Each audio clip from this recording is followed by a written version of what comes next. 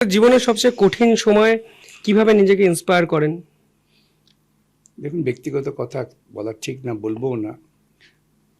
বহু কঠিন সময় পার করতে হয়েছে, কিন্তু আমি সবসময় মনে করেছি জীবনটা গতিময়। সেই জন্য এই জীবন, লক্ষ্য স্থির থাকলে তোমাকে এগোতে হবে, পেছনে থাকাবার জায়গা নেই। হেরে গেলে তো গেলে, সুতরাং চেষ্টা করি এগিয়ে যাবার। বিকাশ রঞ্জন ভট্টাচার্য কোনোদিন ভেঙে পড়ে না, এটা কি হতে পারে? মানুষ তো। না, ভেঙে পড়ার মধ্যে নেই। কখনো কখনো হয়তো সাময়িকভাবে বিমর্ষ হয়েছি, আচ্ছা এটা হলো কেন। হুম।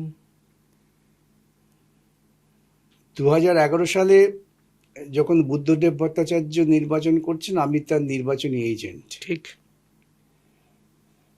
সেই নির্বাচন যখন কাউন্ট হচ্ছে ওইরকম দেখে চলে এলাম, সমস্ত আমার কর্মীদের নিরাপত্তা দেখে দিয়ে ভীষণ ভেঙে পড়েছি।